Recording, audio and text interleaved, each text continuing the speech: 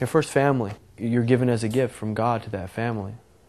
And a gift that is given really has no choice who it's given to. Basically, you know, you don't really get to choose the first family, you know, that you're given to.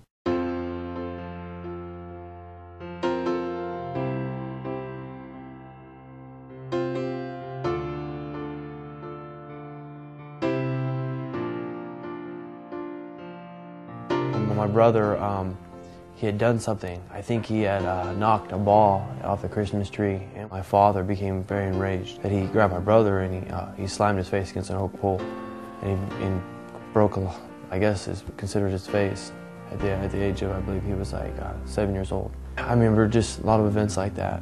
A lot of times that, you know, you didn't know if you were going to make it. You know, you didn't know if you were going to make it to the next day. Part of you didn't want to.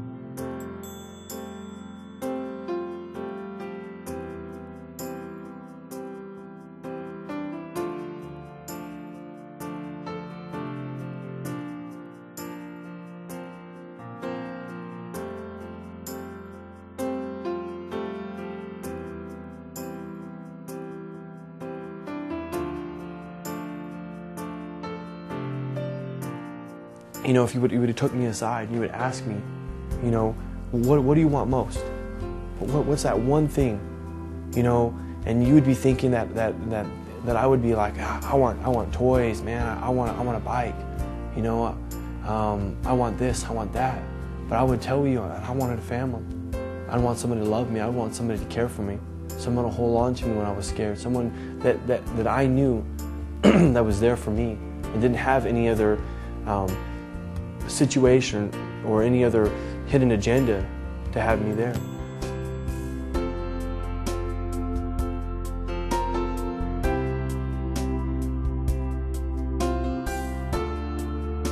I remember being in homes where just the lack of feeling was there. You know, you were always like the foster kid.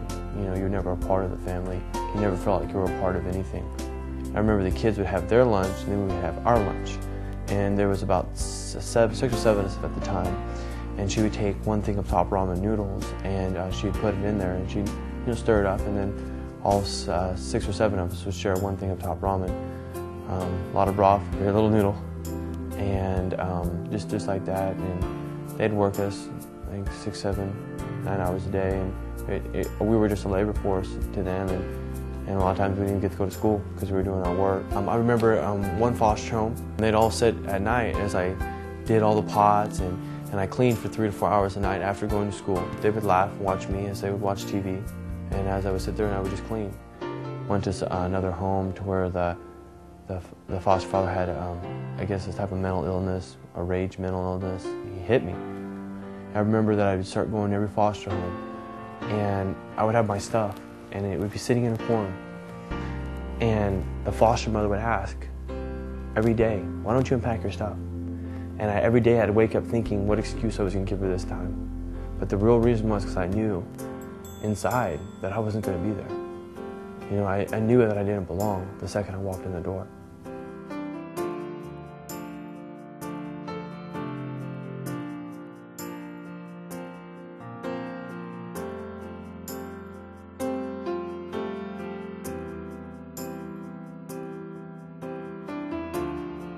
I remember right away, sitting down and talking to him, I felt different.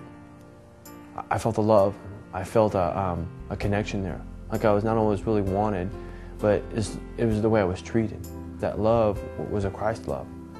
And the love of Christ, it extends, you know, so much pain and so much hurt. I remember, you know, being able to come to my first foster home. It was like a family. And I remember she was the first foster mother that I ever felt that really loved me. She was the first foster mother that I ever really loved. And the first foster mother that I ever called mom. She treated me like I was her son. This is the first time I walked through the door. It wasn't, there's a foster kid. This is my foster kid. You know, this is my son. You just can't put in words how different it was.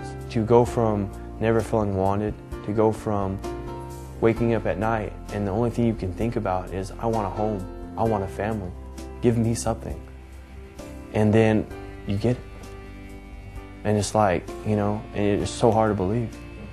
And a Copy Villagers did that to me.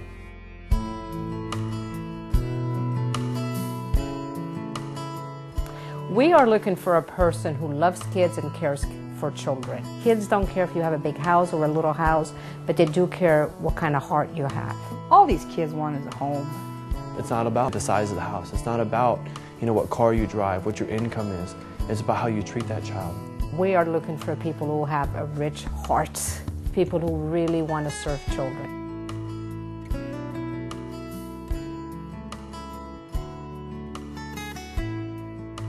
I teach classes on how to understand these children who come from such backgrounds that has had a lot of pain and a lot of neglect. And in the classes, you will learn how you can be a better foster parent. Our focus is we really want to make sure that the foster parent is getting the service that they need, and also this child is comfortable in the home. This is the difference I will tell you about Agape. We get so much support. I got someone checking my house. They're coming to see the kids. That's what makes sure everything stays nice and level in your home.